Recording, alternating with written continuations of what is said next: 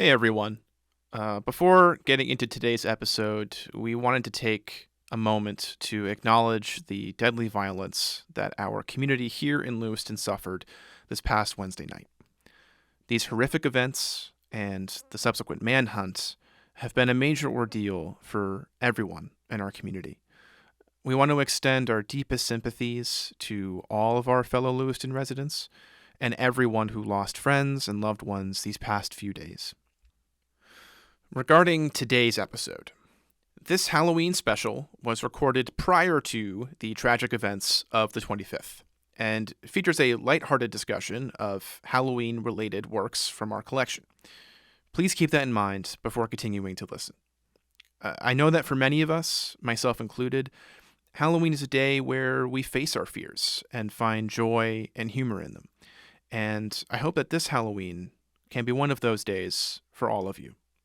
With that in mind, please enjoy the Halloween special.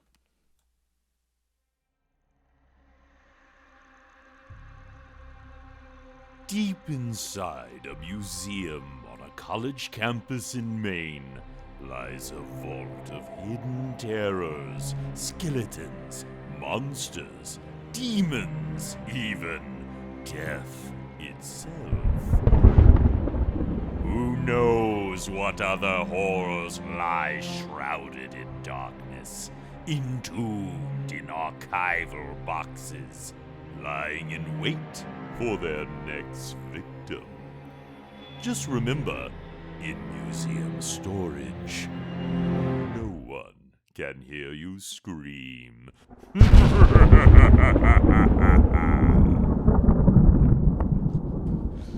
Hello, and welcome to a very special episode of the podcast. This is the Halloween special. We're going to be hearing from some returning guests, people you've all heard from before. But before we get into that, I want to introduce the man who has been responsible for editing a lot of the episodes you have heard recently, Nick Turzio. Hi, Nick. Hi, everyone. I'm Peter's intern, Nick. This semester, I'm doing PR and documentary projects for the museum, and it's been a great experience. I've been, as Peter said, editing a lot of the podcasts. And doing a fine job. And doing a lot of the Instagram and Facebook stuff as well, so it's been a great experience, and Peter's great. So. Good. He's picking up the adulation that I desire and need in the workplace. Also with us today, you're going to be hearing from all of them. We have Anthony, Corie, and Samantha, who you will, long-term listeners may recognize from previous episodes. And we are going to be talking about some of the spooky, weird, dark stuff in the bowels of our collection, which I am very excited to be getting into. So I think first I'm going to toss it to you, Anthony, since this was kind of your idea. Yeah, this is my fault. So, you know, when we were poking through museum storage, you never know what you're going to find. And I came across an image that I was delighted to find by, it's a photograph by Donna Ferrato from 2002. It's called Be Aware, Predators Are Everywhere, Lower East Side, New York City. And this image is awesome. It's a black and white photograph, high contrast, with sort of the spotlight on a couple. It's an unlikely couple in a bar in New York under, you know, there's a St. Pauli girl sign and a Coors Light sign, and underneath them it's the alien from the movie Alien, and Alien is copping a feel on this woman in shorts and fishnet stockings who's slipping Alien the tongue. And this is perfect. What a good way to start. I never would have expected this photograph to be in our collection. And you know, to be honest, to me, the really horrifying thing about this is that this documents the aliens have been here for at least 20 years, and it's still not headline news. I mean, they're part of the New York nightlife. So true. Documented in black and white photographs, and still there are people who do not believe. Wow. Yeah. Corie? The government is releasing stuff even right now as we speak. Well, they released Alien apparently. Yeah. 'Cause he's right there. He's there. Men in Black was Making out a with- documentary, but nobody got it. Yeah. That was- Yeah. I hope she realizes that I think Alien's saliva might be acidic. That could be. If you're looking to find this image, by the way, go ahead and check the description because I put a link down there with a link to all these wonderful images that you can find on our collections website. So neato. Yeah. So have you seen the movie Alien? Like I haven't seen it. Have I seen Alien? Wow, Peter. I feel like I might be the weird one here. Yeah. Of course I've seen Alien. okay. Yeah. The question is how many times? I've lost track. Yeah. How many times? It's one of like the top sci-fi horror. It's really like the Okay. top of its genre for sci-fi Can you horror. bail me out, Nick? Have you seen Alien? No, I have not seen Yes. Thank God. I can't. Okay, you guys, you have homework to do. I cannot believe you've never seen this movie. It obeys all of the rules of really good horror movies, and that it does. I see more of the alien in this photograph than you see in the entire movie. Yeah, you it's mostly just see a claw or a face and a dripping fang. Okay. But or an exploding chest. Mm-hmm. You know. yeah. Well, there's Yeah. that. There is that. That part I have seen. Yeah. Yeah. But it's a dark movie. It's lit with lots of shadows, and it's moody, and it leaves much to your imagination. So they show you just enough of the alien to make you really scared, but not so much that you think, yeah, the special effects weren't that good. I've been trying to get through like classic horror movies because I feel like I've seen like a lot of like really old ones. Like we have an image in here that's of Boris Karloff. Yeah. It's in the same collection here. It's a shot from a film called The Body Snatcher, which is exactly what it sounds like. It's Boris Karloff snatches bodies. And I haven't seen like a lot of the actual really scary ones because I have not seen The Body Snatcher. I'm going to guess that it's not that scary. Corie and I just watched the trailer. Yeah. Were you scared? Okay. No. It seemed very mysterious, though. Like it's more of a mind, kind of mystery. Okay. It's not necessarily like spooky, but Right. more of like who's stealing the bodies and where did these bodies come from exactly? And I think it's Okay. the whole point of it is basically like he's stealing bodies, but he basically kills people to get dead bodies Nice. for his project. that Okay. he's doing. It's based on a Robert Louis Stevenson story. Yeah. Yes, I saw that So when I it's, was looking at I it. think you got to provide med school cadavers basically, and when there's a profit motive, morality goes and ethics. That's fairly close to the truth of what happened in a lot of those. Yeah, right. All right. Yep. If you have seen The Body Snatcher, send us a note. Tell us what you think and if it scares you deep inside. And then also, who else was in it? Oh, Bella Lugosi. yeah, has- Bela Lugosi's He's a in that. co-star. Yeah. So Yeah. yeah. So Okay. Double team. All right, Wow. Nick, I'm putting you on the spot. Have you seen Dracula, the original Dracula? No, I also haven't seen most horror movies though, so Yeah. Neither have I, for the most part, but I have seen. You should check out Dracula. You're fired. It's a classic. What's the original Dracula? Because there's Okay, yeah. I guess I'm saying the original in With quotes. Bela Lugosi? With Bela Lugosi. oh Yeah. that one. Yeah. Okay. Yeah. Because there's The there's line. like Nosferatu, Right. Yeah. Right. But which that is also that great. was not Dracula. yeah. No, So- no. Mm-hmm. So There's a lot of pre Bela Lugosi Yeah, movies, yeah. but yeah, The that's a classic. the classic one. Yeah. Gotcha. yeah, exactly. Yeah. All right, Corie. All next right. up. I have a lot of pieces that I'm going to talk about. So the first one that I'll discuss is the Tasmanian tiger, the pouch pup. It's by Jeffrey Valance, and basically it depicts a baby Tasmanian tiger that has been preserved in a little jar that I assume comes from the Tasmanian Museum and Art Gallery in Hobart. So it's very creepy looking because the body of the Tasmanian tiger is kind of wrinkly and decaying, and it's just very very scary, as in, like kind of a mad scientist sort of situation. So if you walked into like a cabinet of curiosities where they had a ton of these jars of different, decaying and dead animals, it's very creepy. And the Tasmanian tiger is an extinct creature that we're hopefully going to bring back one day soon Possibly. to life. Yeah, possibly. Have you seen the photo of this actual specimen? The real piece? Yeah. No. Because there's a real I believe one it. like this. Yeah. I watched a documentary in high school about this because they stuck it in whatever they thought was best at the time to try and preserve its material for later genetic revival, which is kind of creepy in and of itself, really.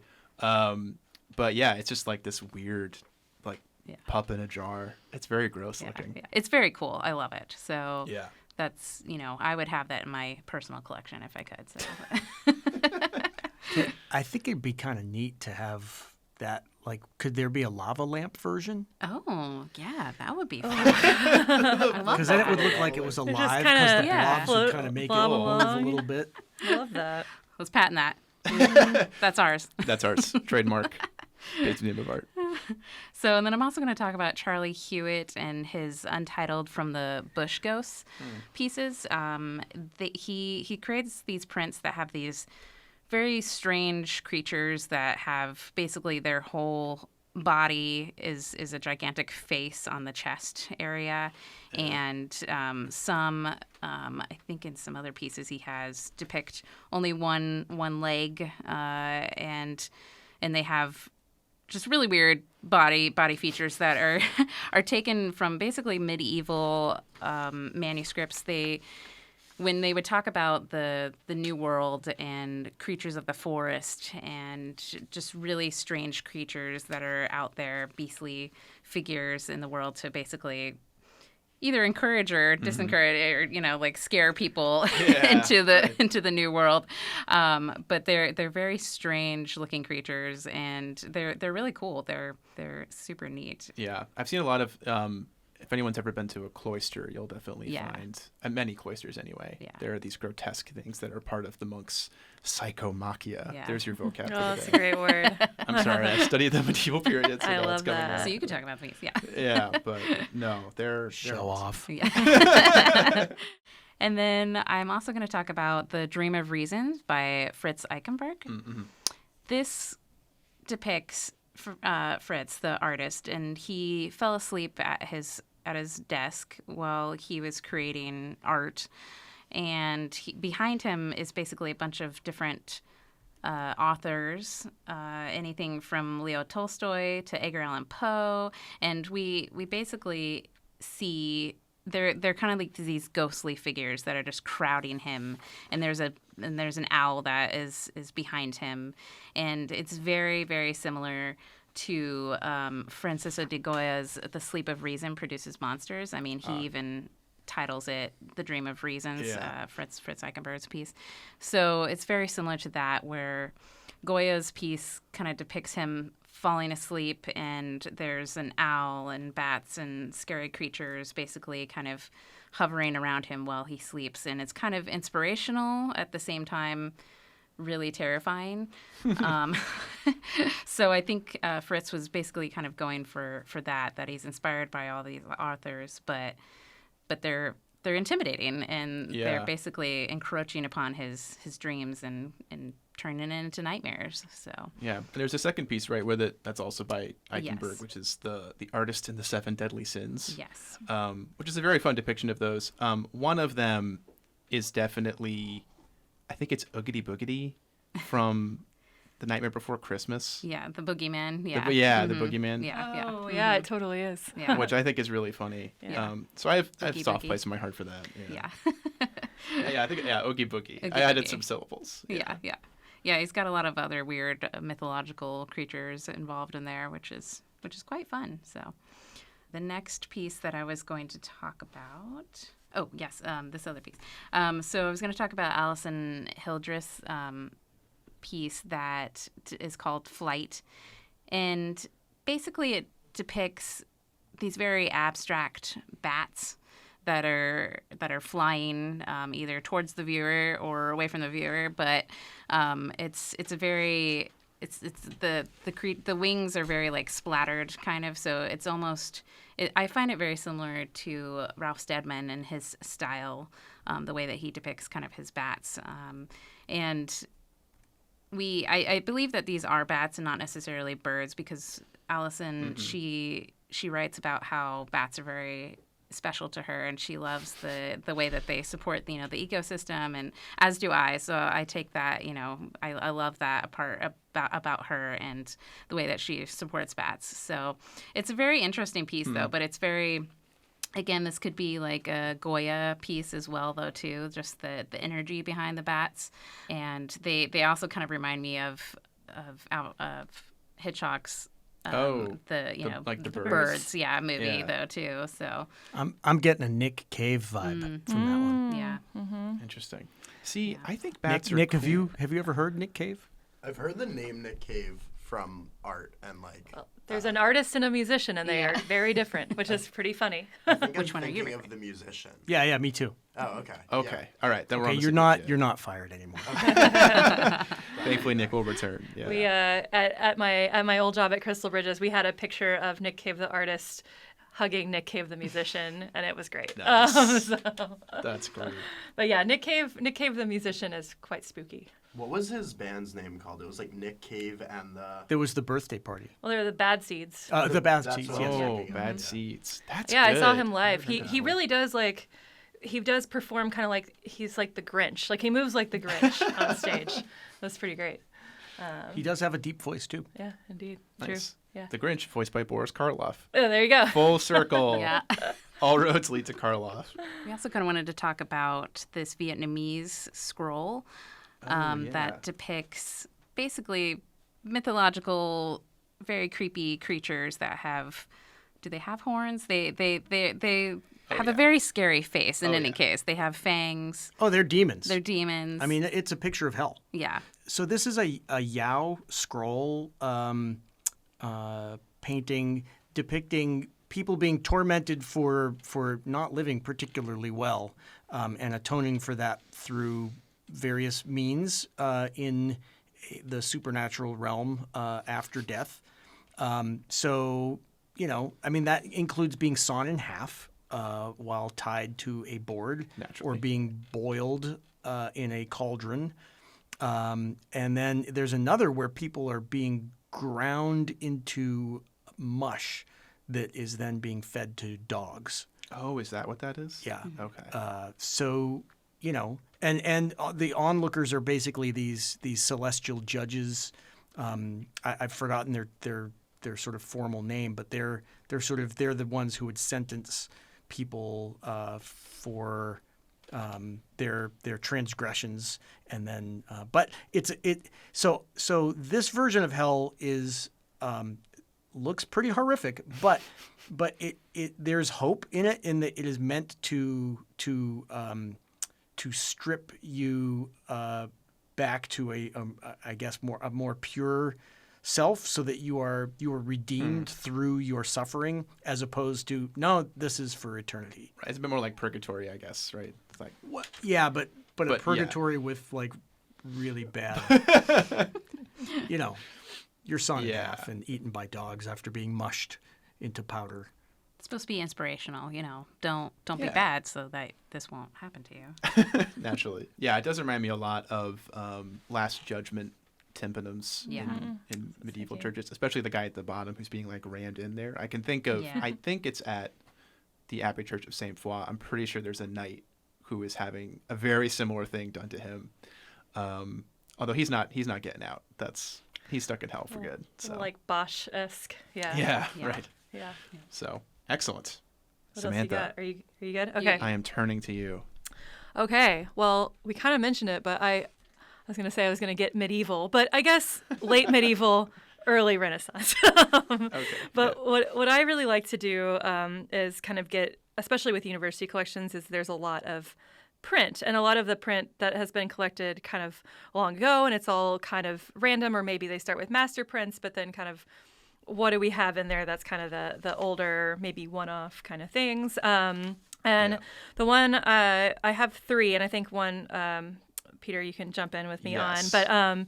But I'll start with Night, Death, and the Devil, which is, Corie, get me right here. It's a copy of perhaps Albrecht Dürer. Yes. Yeah. Okay, thanks. The Yeah. collection manager. It is not specifically by him, but it is attributed to him, but it's not by him. Right. We will pretend it is his work because it is We're gonna budget, quite yeah. closely. It's his related. composition. It is. Yes. There we go. So it's his composition. But yeah, this composition itself was one of the master engravings that he made in around 1513, and they correspond to different kinds of virtue in medieval scholasticism. So this one's your kind of moral virtue, and might be related to the humanist Erasmus Instructions for the Christian Soldier, which I can read, which also is kind of ominous, but it sort of tells you how to move through life. So Yeah, I want to hear it. yeah, quote, in order that you may not be detoured from the path of virtue because it seems rough and dreary,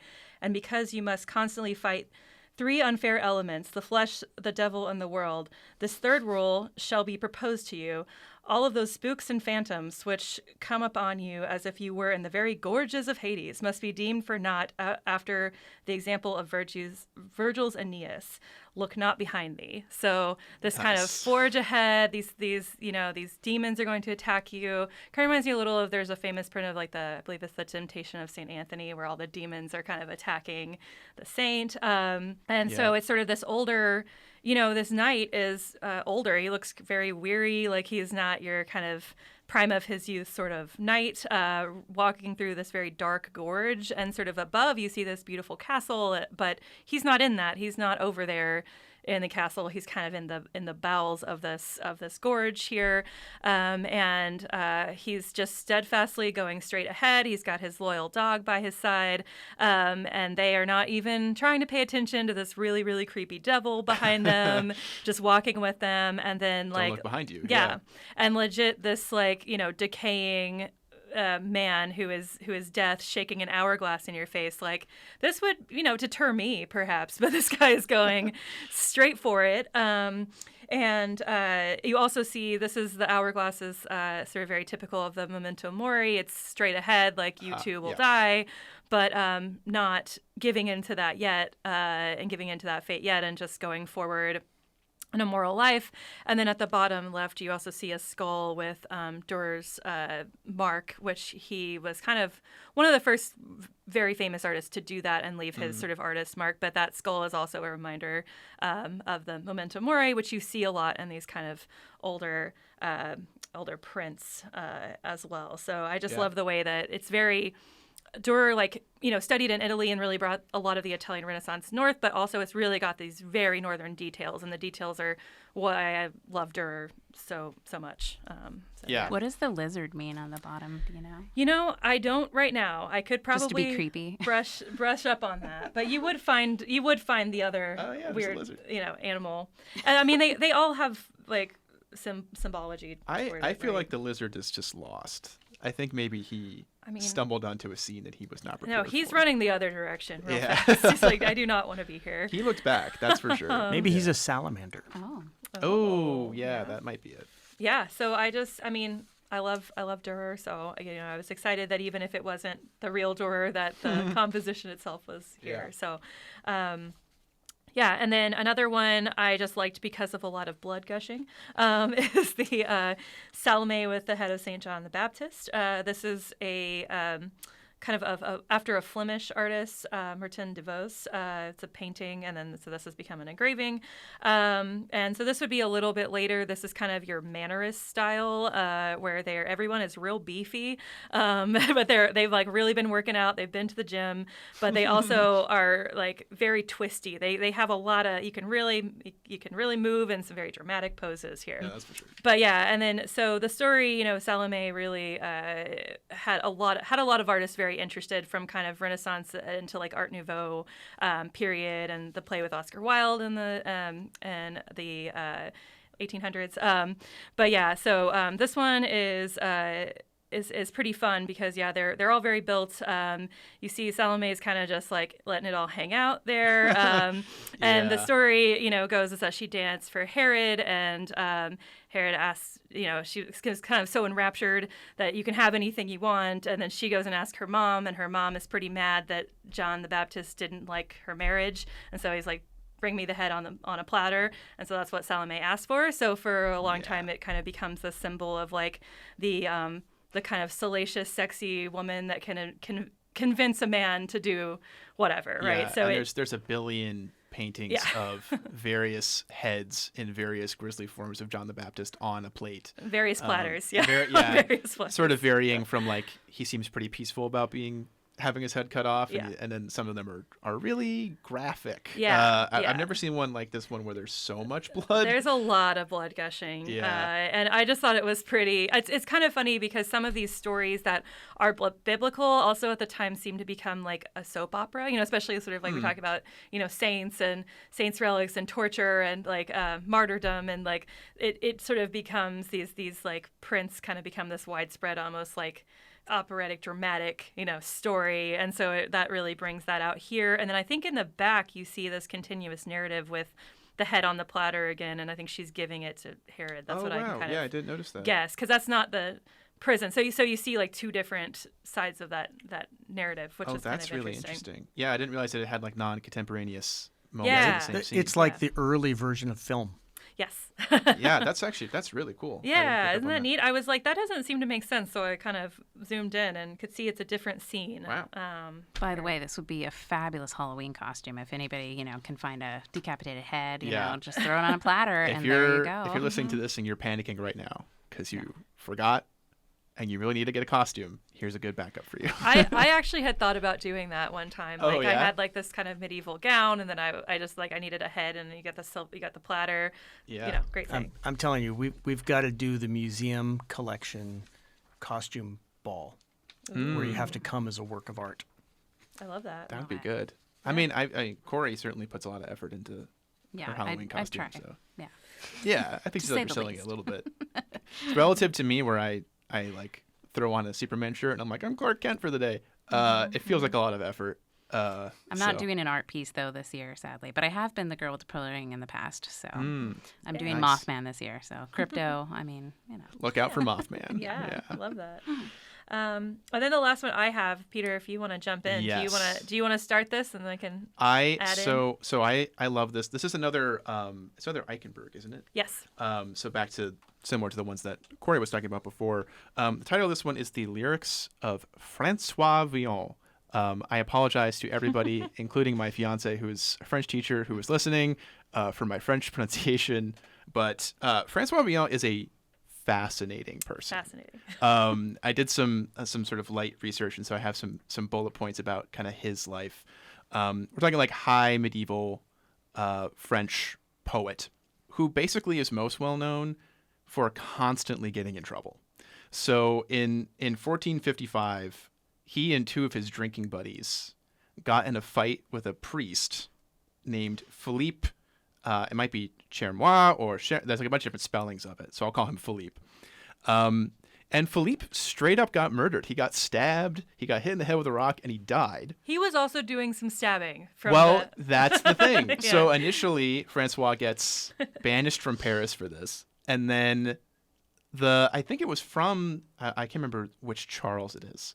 It was from whichever King Charles was in power at the time, pardons him, and the reasoning seems to be that Philippe may have started it, basically, and so that's why he ends up getting stabbed and murdered by this poet. And then you think, okay, Francois, he's gotten out of this one. He didn't start it. Immediately the same year gets banished from Paris again for being part of a robbery. Classic Francois. I mean, yeah. I mean, like, I'm pretty sure he robbed a church. Yeah, he participated in the robbery of a church. Killed a priest, got away with it, robbed a church. So yeah, Francois basically just couldn't keep himself out of trouble. Like, he kind of sporadically pops up again and again for various associations with crimes. He keeps getting pardoned or having his sentences lessened. Kind of over and over again. At one point, he is sentenced to death. The French was pendu et étranglé, which is basically a translation that I have is hanged and strangled. basically he's going to be hanged. And so he wrote a poem, and that's really where this piece comes in. That is like his most famous work.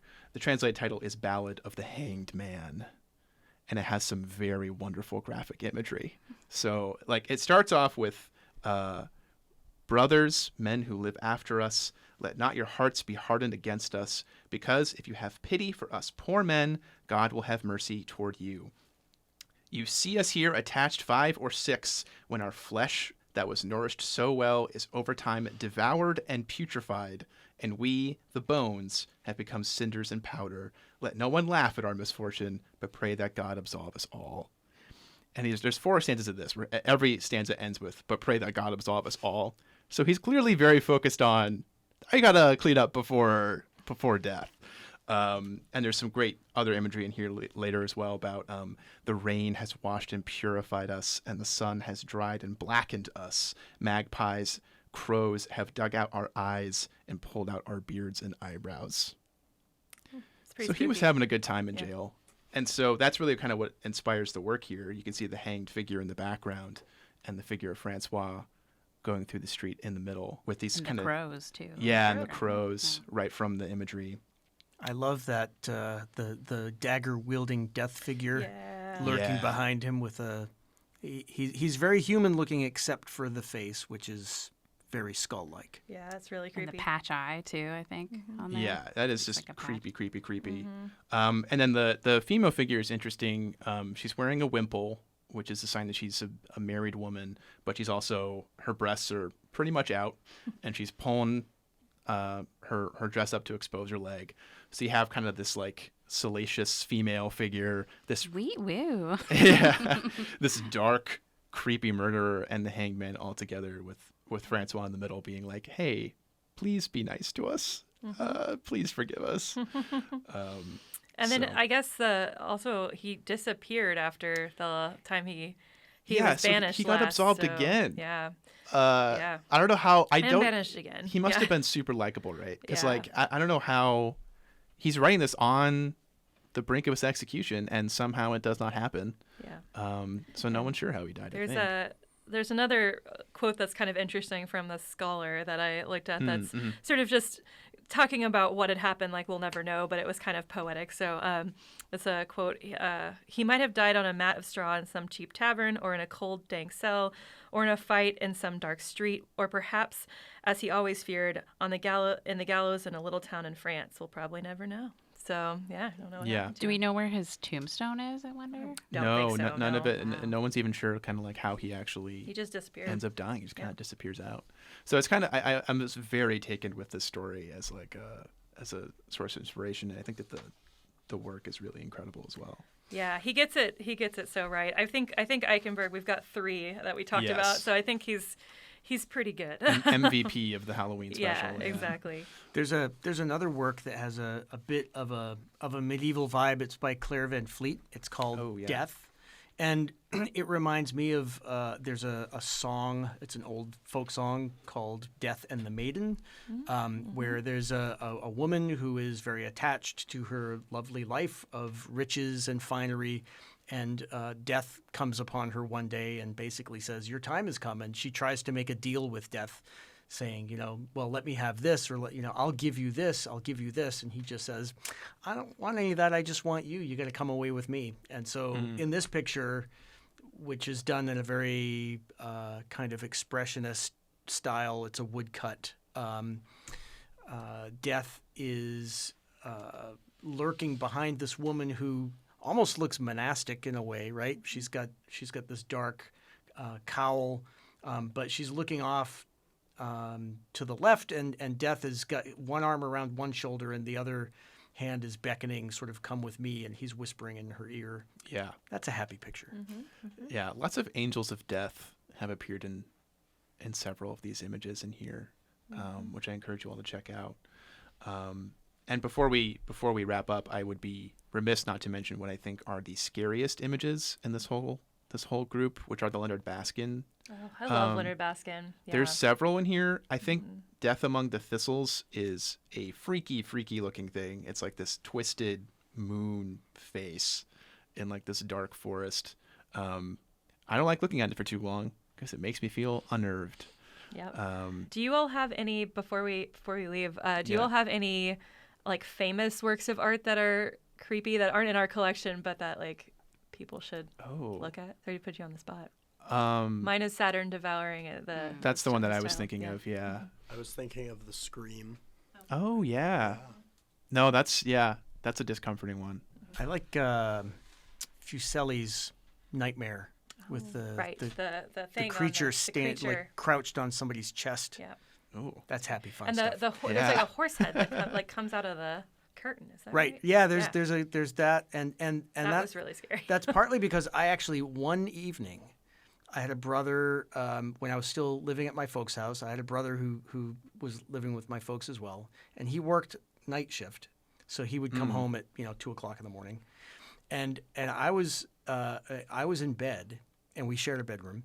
I was in bed, and I was experiencing sleep paralysis, and I was convinced that there was an alien on my feet.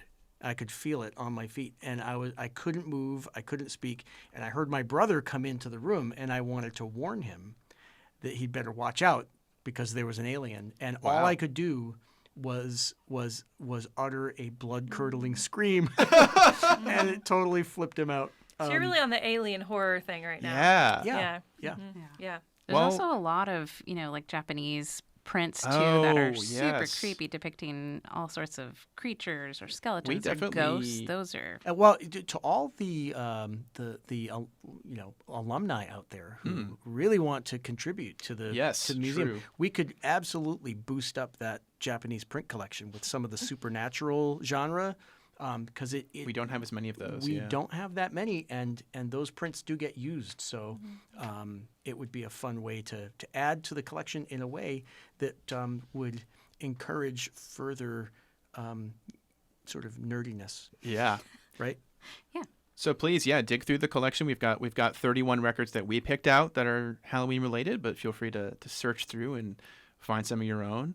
And we hope you all have a happy Halloween. Perfect. All right. Thanks to all of you for coming on and doing this. This is a ton of fun. Thanks, Peter. Thanks. So have a good one.